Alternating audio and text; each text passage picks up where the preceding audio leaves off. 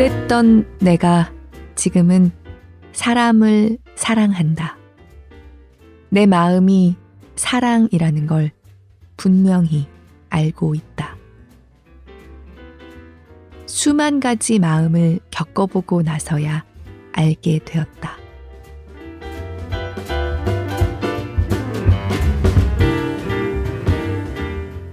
골라듣는 뉴스룸에서 함께 책 읽는 시간 북적북적입니다. 안녕하세요. 저는 권애리 기자입니다.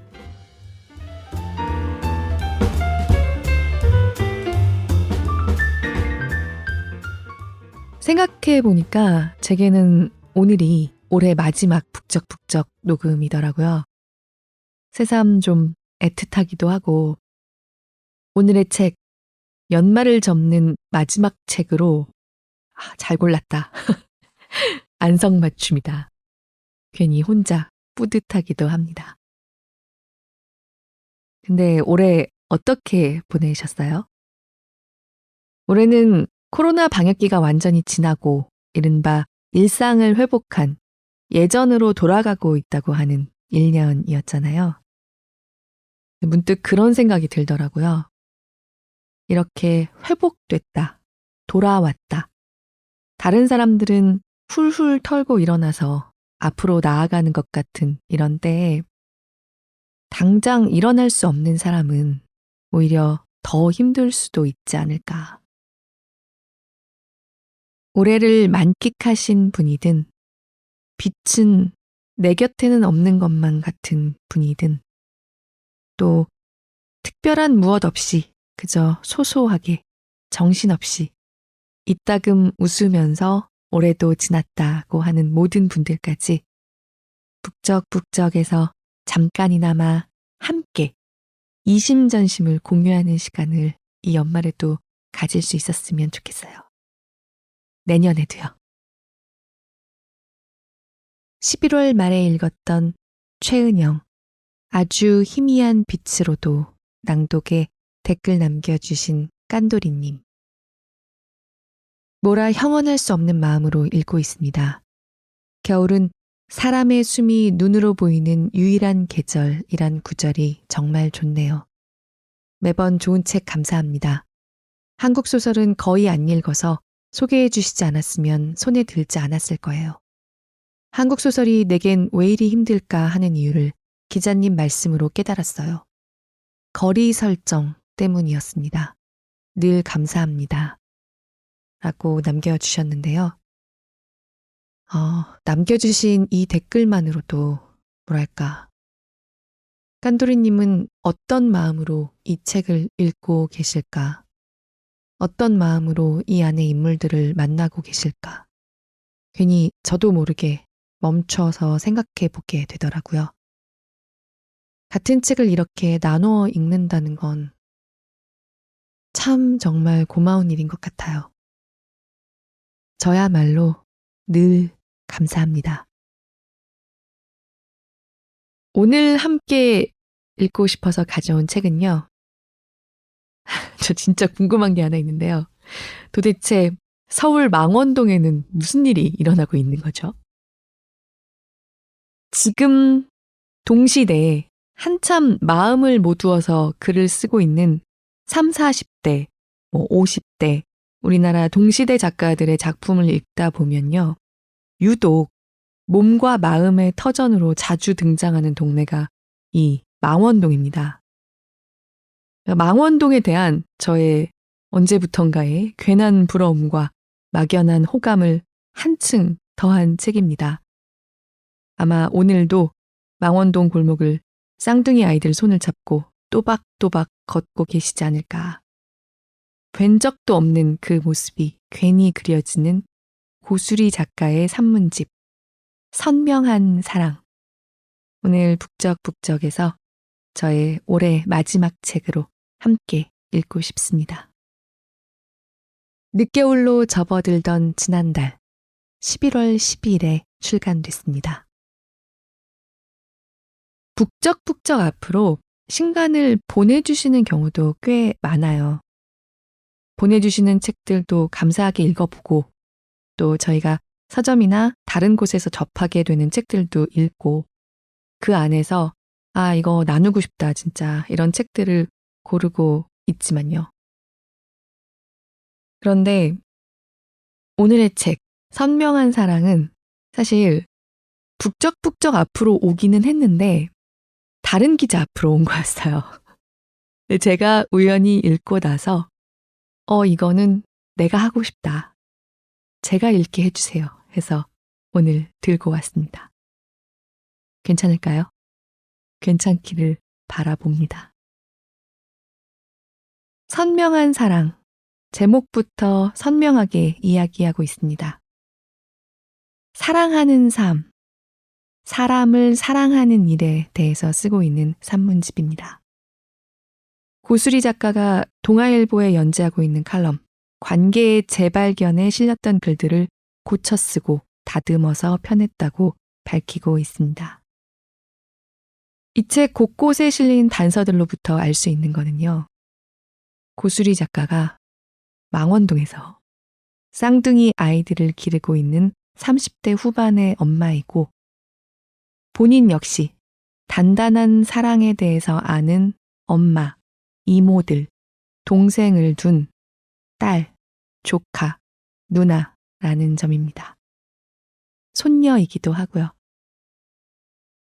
그리고 왠지 이 책에서는 아껴두신 것 같지만 자주 언급이 나오지는 않았어도 든든한 동반자겠구나 느껴지는 남편의 아내이자 친구이기도 합니다. 저는 근래 이렇게 사람을 사랑하는 일에 대해서 진심과 정성을 다해 말하고자 한다는 자세의 책을 읽어본 일이 없습니다. 사랑과 관계에 대해서 에둘러서 이야기하는 책들은 많이 있지만요. 그야말로 사랑하는 삶, 사랑하는 시간에 대해서 본격적으로 말하고자 하는 글들을요.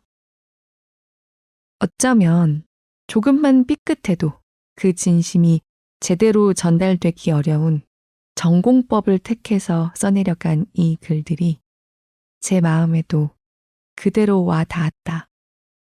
감사하게 와 닿았다고 말하고 싶습니다. 작가의 말 일부와 이어지는 에세이 중의 일부를 먼저 조금 읽겠습니다. 낭독을 허락한 출판사 유유희에 감사드립니다.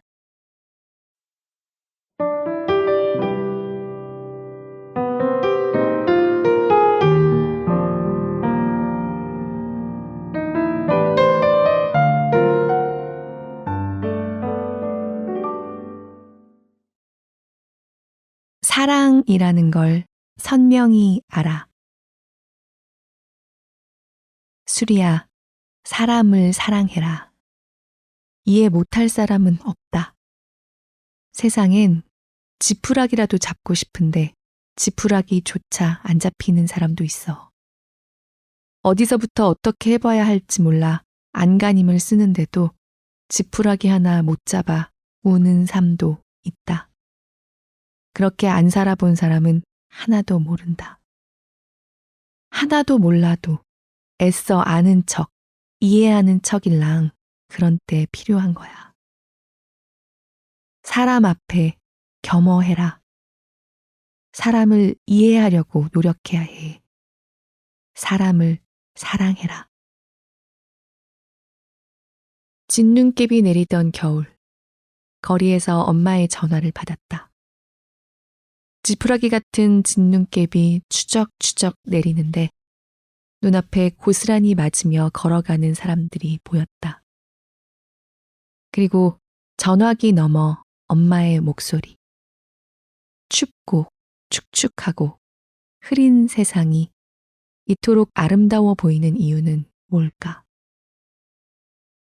나도 사람들 틈에 섞여서 같이 진눈깨비를 맞고 싶었다. 하나도 모르는 사람들이라도 이해해보고 싶었다. 사랑해보고 싶었다. 엄마는 평생 이런 마음을 나에게 일러주었지. 나는 조용히 대답했다. 응, 그럴게. 계절을 돌아 다시 초겨울. 책을 마무리할 즈음에 지독한 감기로 아팠다. 한참 앓다가 깨어난 새벽. 잠이 오지 않아 따뜻한 모과차를 마시며 노래를 들었다. 이 책을 만들며 가장 많이 들었던 노래. 나이트 오프의 그러나 우리가 사랑으로. 우린 아직 서로를 다 모르지만, 가야 할 길은 더 멀지만, 더 먼 길을 돌아가야 할지도 모르지만, 그러나 우리가 사랑으로. 속삭이는 노래를 들으며 책 속 등장인물들을 만나보았다. 가족들은 곤히 잠들어 있었다. 잠든 얼굴들을 지켜보다가 헝클어진 이불을 끌어 덮어주었다. 눈에 보이지도 손에 만져지지도 않지만 내가 아는 사랑은 이런 것. 아무 걱정하지 말고 잘 자라고 이불을 덮어주는 마음. 짙은 어둠도 이불처럼 같이 덮자는 위로와 하룻밤 자고 나면 괜찮아질 거라는 기도 같은 것. 나도 가족들 곁에 누워 이불을 덮고 잠이 들었다. 이런 마음으로 쓰고 엮은 글들이 여기 담겨 있다.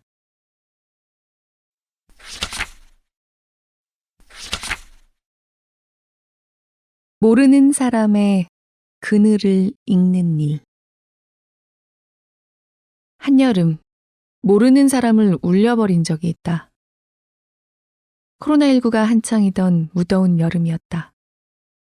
생일 케이크를 사려고 들른 베이커리 카페는 북적거렸다. 점원들은 분주하게 빵을 포장하고 커피를 내렸다. 무덥고 바쁘고 시끄럽고 답답한 여름. 위생모와 마스크와 장갑까지 착용한 점원들은 눈만 빼꼼 보여선지 더욱이 무뚝뚝해 보였다.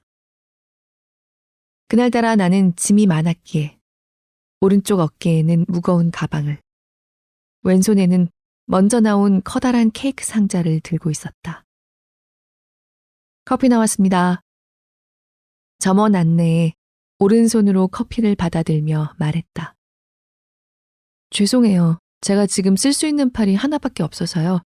한 손으로 받아갈게요. 그때였다.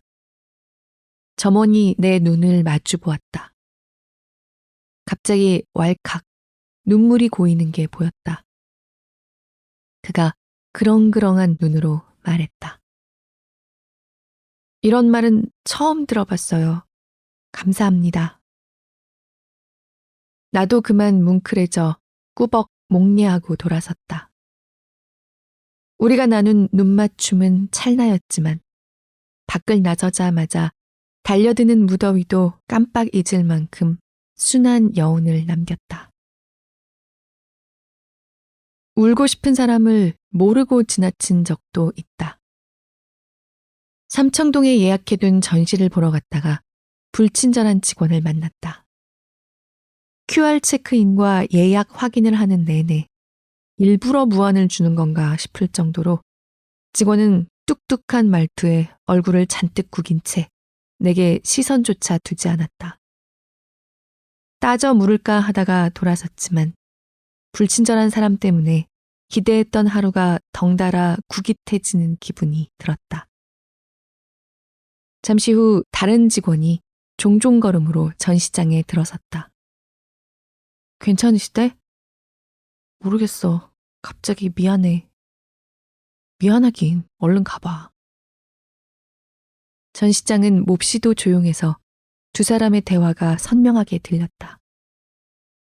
돌봐야 할 누군가 급하게 아팠던 걸까? 직원이 서둘러 나간 문이 닫히는 소리에 쿵 하고 깨달았다. 내가 오해했다는 걸. 그는 당혹스럽고 슬픈 마음을 애써 참아내고 있던 것이었다. 공적인 옷을 입고 지내는 일상에서도 사적인 얼굴들을 마주치곤 한다.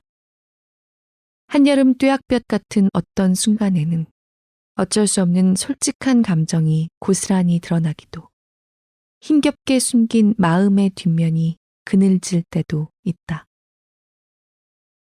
우리는 모두 감정을 지닌 사람이니까. 우연히 마주친 그 얼굴들을 나는 이해했을까, 오해했을까. 한낮에 광화문 거리를 걸었다. 올여름 할 일은 모르는 사람의 그늘을 읽는 일. 김경인, 여름에 할 일. 일부러 틀리게 진심으로. 문학동네 2020년. 커다란 건물 글판에 적힌 문장을 올려다보며 생각했다. 마주치는 타인들에게 되도록 다정하고 싶다고. 미처 이해하진 못하더라도 애써 읽어주고 싶다고. 모르는 사람의 그늘은 이다지도 고단하고 슬퍼서 한여름에도 서늘하게 미안했다. 기대어 머물고픈 그늘이 유난히도 간절한 여름이었다.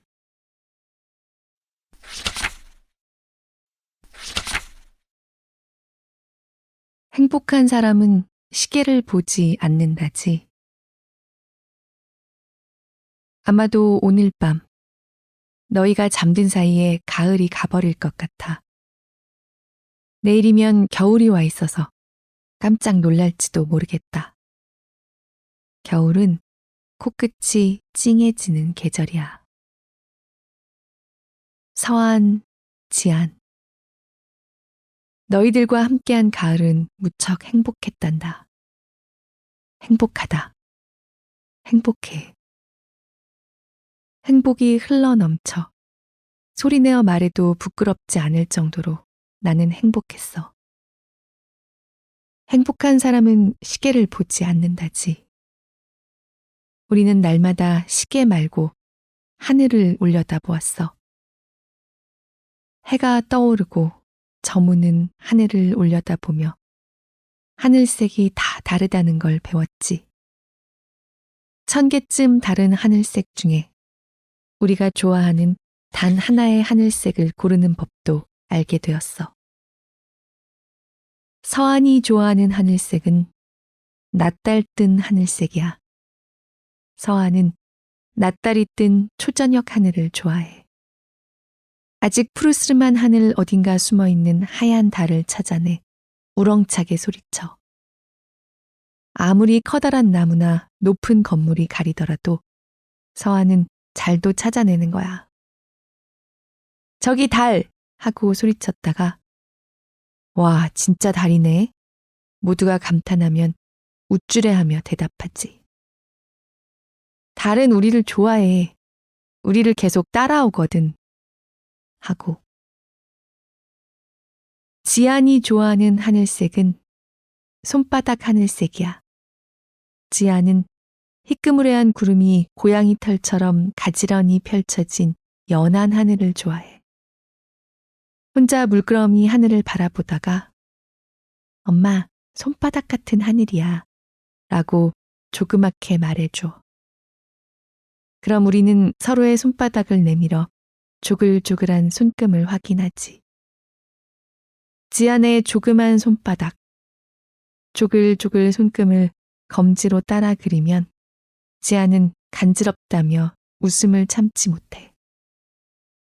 우리가 웃는 동안에도 손바닥 같은 하늘은 우리를 쓰다듬어주고 있어. 나는 그냥 너희랑 올려다보는 하늘을 가장 좋아해. 서안, 지안 하늘색이라고 말하면 너무 싱거울까? 그런데 정말로 좋아하는 마음이란 너무나 단순하고 깨끗해서 나는 그저 너희가 좋아하는 모든 것을 좋아해. 너희와 함께하는 모든 순간을 좋아해. 우리는 매일매일 하늘을 올려다보면서 우리가 함께하는 모든 순간이 아름답다고 느꼈어. 아름다운 것들은 오래 머물지 않는다는 것도 알게 되었지. 그렇게 우리는 순간이라는 시간을 함께 배웠던 것 같아. 매일 너희를 데리러 갈 때 나는 조그만 사탕을 주머니에 챙겨가. 만날 때마다 달콤하고 귀여운 걸 하나씩 꺼내주고 싶은 그런 마음이 있거든. 하루는 무심코 주머니에 손을 넣었는데 부스럭 소리가 나자 너희가 사탕! 하고 동시에 소리치는 거야. 나는 시치미를 뚝 떼고 아무것도 없어 그랬지. 그러니까 지안이 아니야 아무것도 있어 말하더라. 장난스럽게 웃으며. 아무것도 있는 그 순간이 쿵. 어떤 행복은 그래 시계를 멈추진 못하지만 시간을 멈춰버리더라. 사탕을 물고 뛰어가는 너희들 뒤를 따라 걸으며 나는 모든 순간이 행복했고 동시에 모든 순간이 그리워졌어. 너무 행복해서 울 것 같은 마음으로 너희가 주워온 꽃잎이나 은행잎 같은 것들을 슬그머니 주머니에 넣어왔어. 바스라지지 않도록 노력하며 너희가 잠들었을 때 좋아하는 책 사이에 끼워 두었단다. 어떤 책인지는 나만 알고 있어. 서한, 지안. 순간을 간직하는 법은 모르지만 순간을 그리워하지 않는 법도 모르지만 나는 아마도 오랫동안 시계를 보지 않을 것 같아. 너희와 함께 보내는 날들은 1000개쯤 다르고 1000개쯤 아름다워서 꽉 껴안고 만지고 부비고 뒹굴고 간지리고 웃고 소리치면서 누리기에도 모자라니까. 지금처럼 시간 가는 줄 모르고 시끄럽게 즐겁게 지내다가 다음 가을이 오면 같이 책장을 펼쳐보자. 거기에 아무것도 있을 거야. 우리의 순간이었던 그 어떤 것이.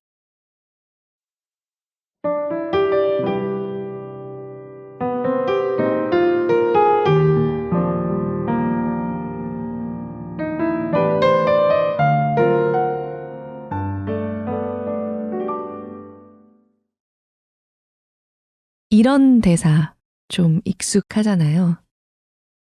엄마도 아내도 딸도 아니고 나 말야. 나는 어딨어. 이런 대사. 그런데 선명한 사랑을 읽으면서 그런 생각을 했습니다.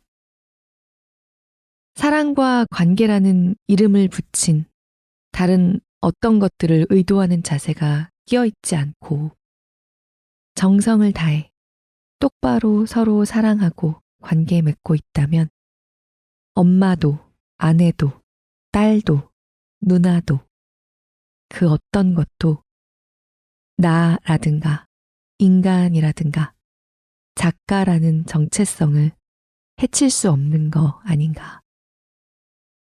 그 모든 것들이 서로 분리돼서 이야기될 수 없는 게 너무 당연하지 않겠는가.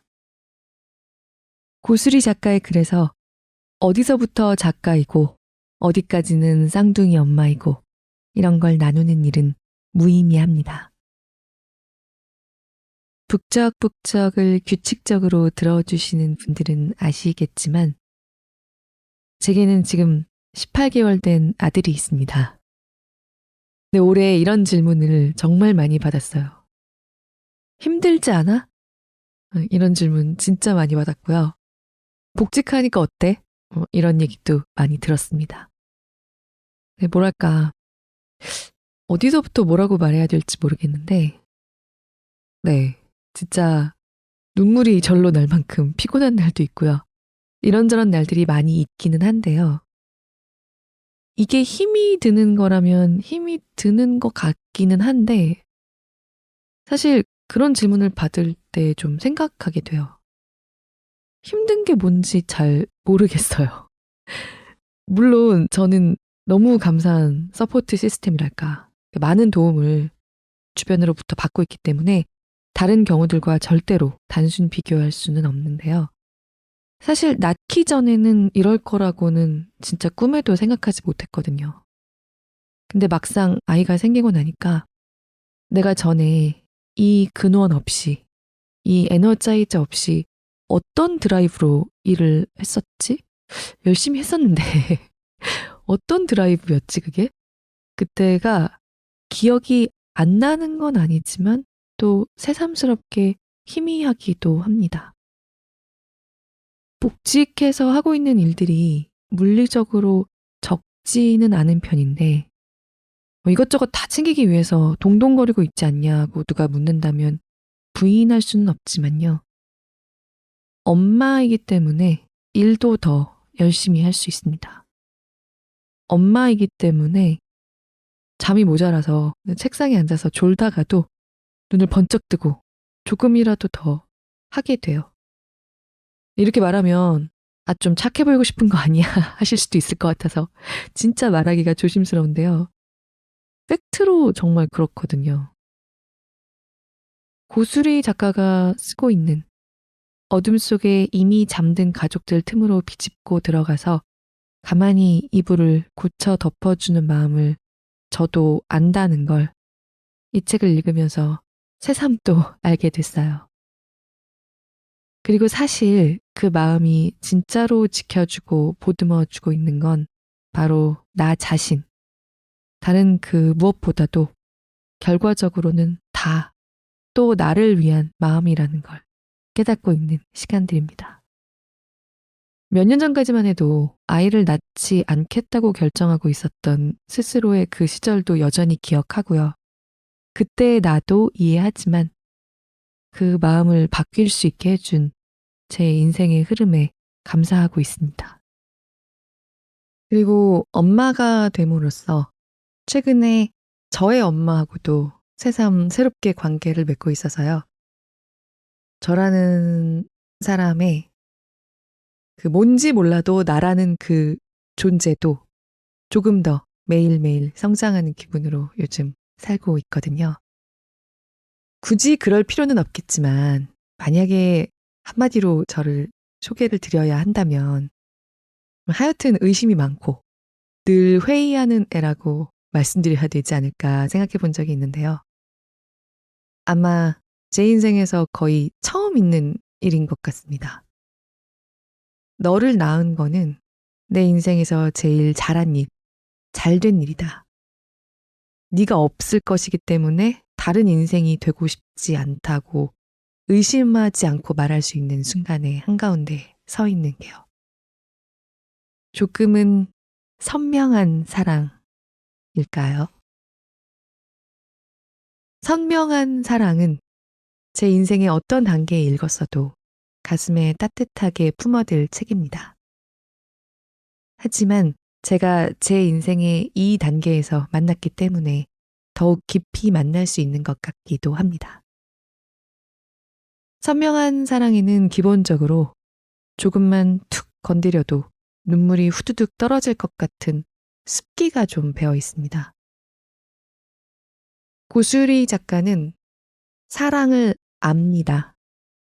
왜냐하면 사랑이 아닌 걸 아는 분이기 때문이에요. 모국어를 제대로 이해하려면 외국어를 할 줄 알아야 한다고 하죠.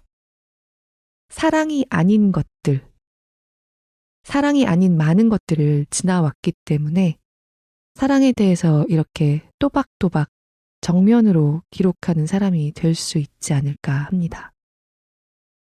이 책의 어떤 대목에서도 고수리 작가가 과거에 겪어야 했던 사랑을 훼손하려 한 시간들에 대해서 길게 말하고 있지 않지만요. 이 모든 사랑을 오롯이 보고 느끼고 하고 듬뿍 적셔져서 기록할 수 있는 사람으로 나아오기까지 사랑을 아는 사람이 되기까지 이 선명한 사랑을 읽는 우리도 이심전심으로 조금은 이해할 수가 있습니다. 우리도 각자의 삶을 살고 있으니까요. 괜찮을지 모르겠는데 저는 오늘 이 책을 소개하면서 이 얘기는 꼭 하고 싶었어요.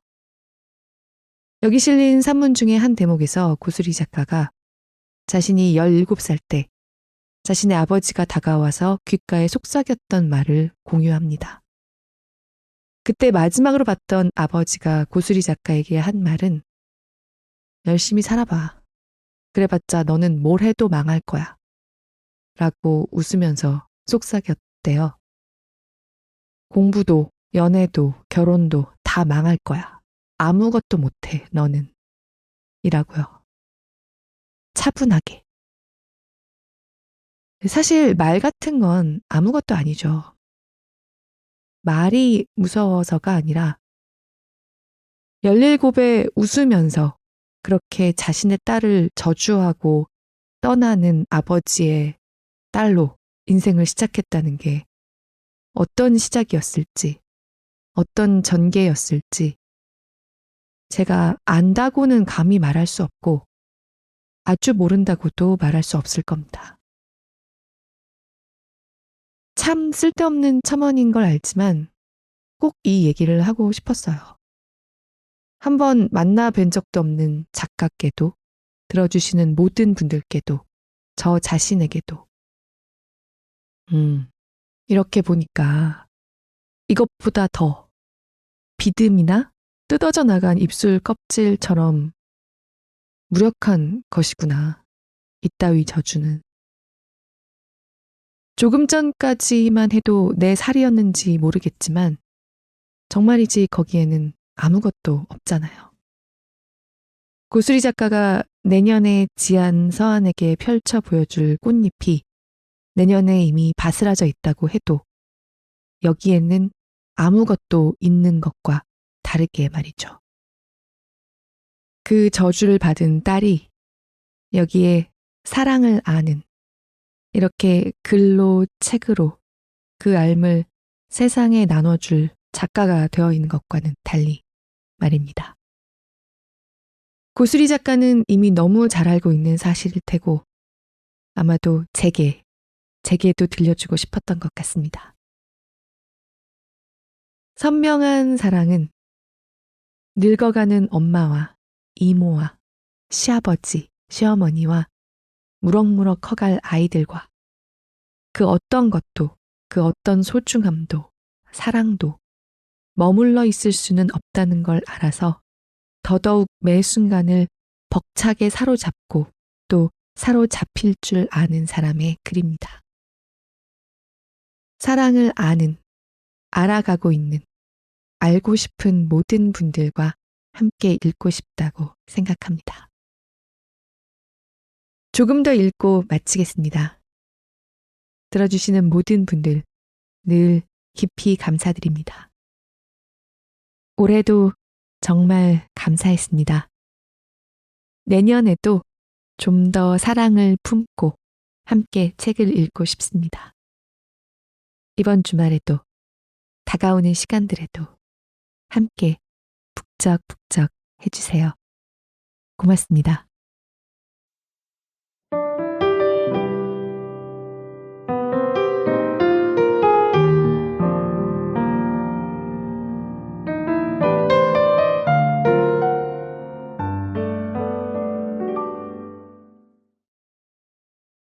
살아있어줘서 고마워. 행복해지고 싶다. 이른 아침 병원에서 간절하게 행복하길 바란 적 있다. 세상에서 행복과 가장 멀리 떨어진 장소는 병원 아닐까? 여기에만 오면 온갖 걱정과 근심, 불행들이 뭉게뭉게 피어나 행복이란 아주 멀고 감상적인 사치처럼 느껴지니까. 나는 수술 중인 아이를 기다리고 있었다. 둘째 지안이 수술을 했다. 대학병원에선 간단한 수술이라고 했지만 3살배기 몸에 전신 마취를 하고 배에 조그만 구멍을 뚫어 진행하는 수술이었다. 잠을 설치다가 밤을 새우고 일찍 병원에 갔다. 엄마는 보호자로 수술실 문턱까지 아이와 머무를 수 있었다. 묵윤복을 입고 지안을 안고서 대기실 침대 위에 앉아 있었다. 침대마다 수술복을 입은 환자들이 누워있고 의료진들이 바삐 지나다녔다. 긴장된 분위기를 감지했는지 졸려서 칭얼거리던 지안은 말없이 내 품에 안겨 있었다. 간호사가 흰 액체가 담긴 링거를 들고 왔다. 아이 쓰러지지 않도록 잘 붙잡아 주셔야 해요. 링거관에 마취액이 들어가자마자 아이가 픽 쓰러졌다. 종이 인형처럼 내 품에 고꾸라졌다. 너무 놀랐다. 잠든 거니 걱정하지 마세요. 수술실 들어갑니다. 선생님, 잘 부탁드려요. 목이 메었다. 하지만 내가 할 수 있는 건 아무것도 없었다. 아이가 누운 이동 침대가 수술실로 들어갔다. 묵윤복을 벗고 대기실 밖으로 나오자 빈 복도였다. 덩그러니 혼자가 되자 비죽 눈물이 새어나왔다. 병원 아래층에 기다리는 가족들을 보면 울 것 같아서 심란한 마음에 가만히 앉아 있을 수도 없어서 그냥 복도에 선 채로 아이를 기다렸다. 너무 무서워서 나는 아이들과 행복했던 순간을 떠올렸다. 아무 일도 일어나지 않았던 평범한 하루. 늦잠 자고 일어나 껴안고 뒹굴뒹굴 하던 아침. 아이스크림 먹으며 타박타박 돌아오던 골목길. 크레파스로 그린 엄마 얼굴 선물 받던 어버이날. 라디오를 틀어두고 집밥 지어 먹던 저녁. 잠든 아이들 들여다보다가 뽀뽀해주던 밤. 지나고 나서야, 멀어지고 나서야 선명해졌다. 나 정말 행복했었구나. 수술을 마친 아이가 마취에서 깨어나면 안아주고 싶었다. 그때 나에게 가장 가깝고 간절한 행복은 포옹이었다. 행복과 가장 먼 장소에서 행복을 찾았다. 행복해지고 싶었다. 초조한 시간은 더디게 흘렀다. 수술은 무사히 끝났고 회복 중이라는 메시지를 받았다. 얼마 후 간호사가 침대를 끌고 복도 밖으로 나왔다. 아이가 마취해서 무사히 깰 수 있도록 이런저런 말을 걸고 있었다. 지아는 울지도 않고 멀뚱히 앉아 있었다. 나는 아이를 불렀다.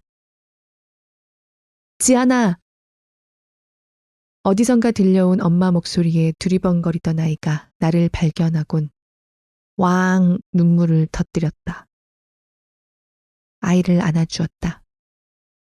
너무 작고 뜨거운 몸. 잘했어. 우리 아기가 잘도 견뎠네. 대단해라. 옷깃이 다 젖을 정도로 우는 아이를 품에 안고 나는 사랑한다고 속삭여 주었다.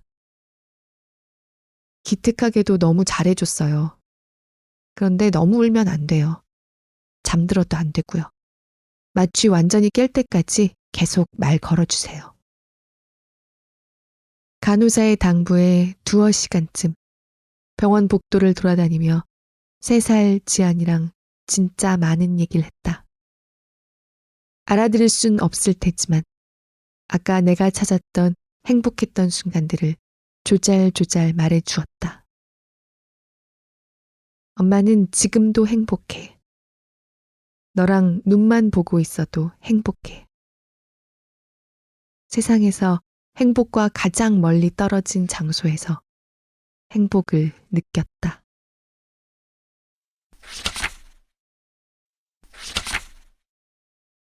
기쁜 우리 겨울날. 깨끗한 기쁨에는 소리가 난다. 참을 수 없는 웃음소리가 새어나온다.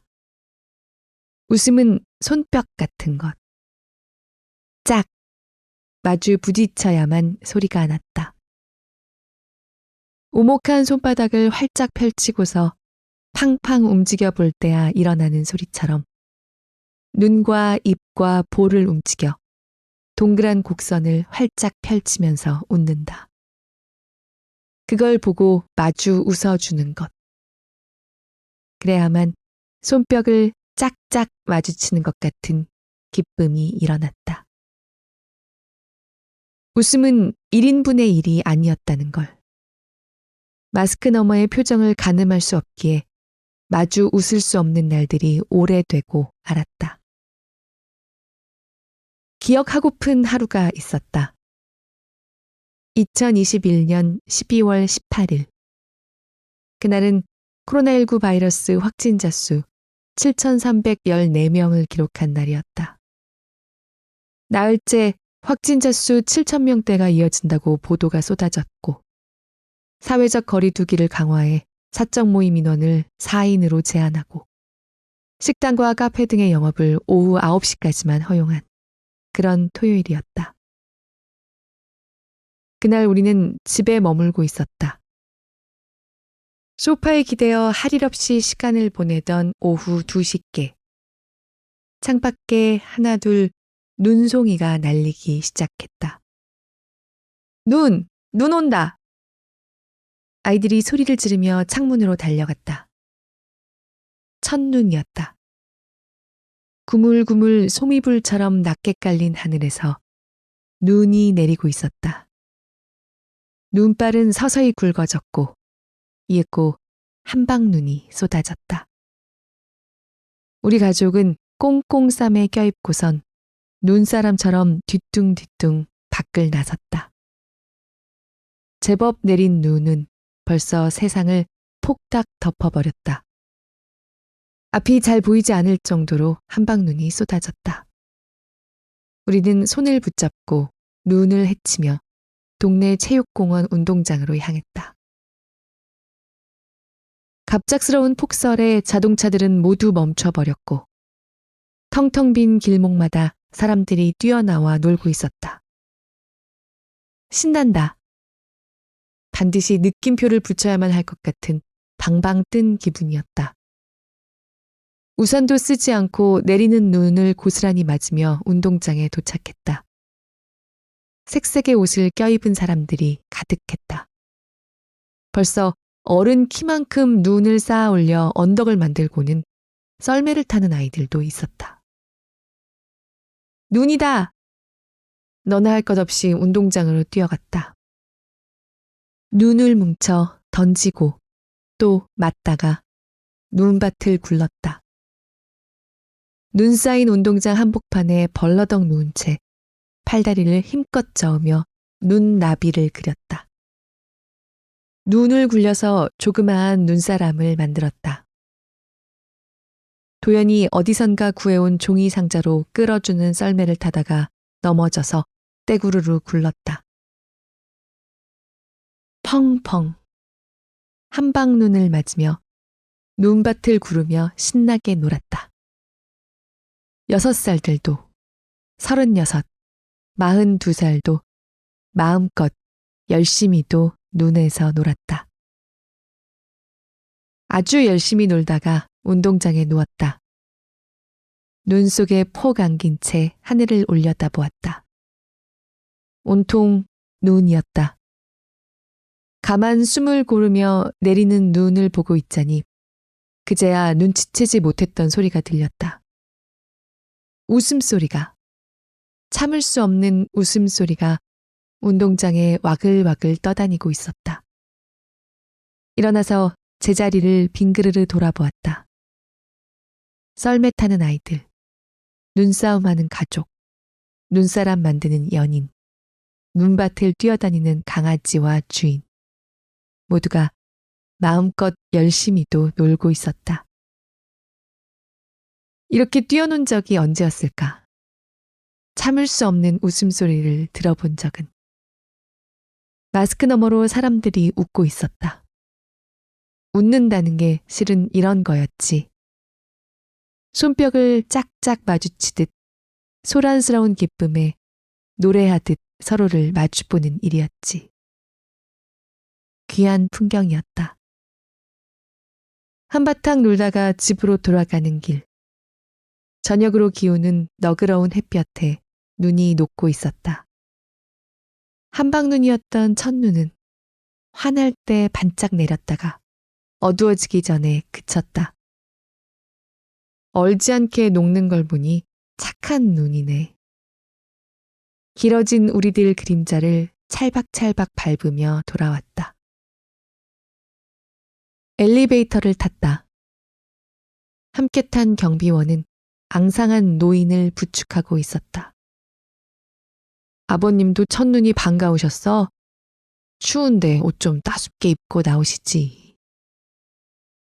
온전치 못한 정신으로 한겨울에도 슬리퍼에 추운 차림으로 단지를 돌아다니는 꼭대기층 노인이었다.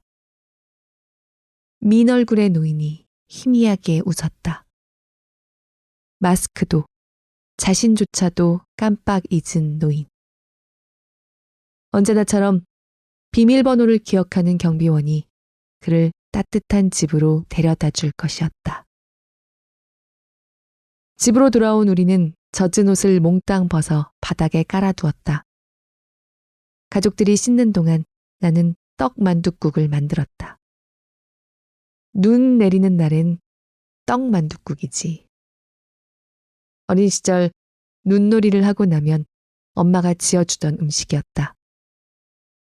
개운하게 씻고서 맑은 얼굴로 떡만둣국 후후 불어 배부르게 먹었다. 눈이 그친 하늘은 물기를 꾹 짠 이불자락처럼 저물고 있었다. 보일러가 돌아가는 방바닥은 뜨뜻하고 우리는 몰려오는 졸음을 참으며 따뜻한 식사를 했다. 좋았다. 오늘 하루 무사히 잘 보냈고 우리는 행복했다. 평범한 것 같아도 이런 하루는 다시 오지 않아. 오늘을 잘 기억하고 싶어서 내 곁에 동그란 얼굴들을 보고 또 보았다. 웃고 있었다. 손뼉을 마주치듯 짝짝 소리내며 기쁘게. 기쁜 우리 겨울날이었다.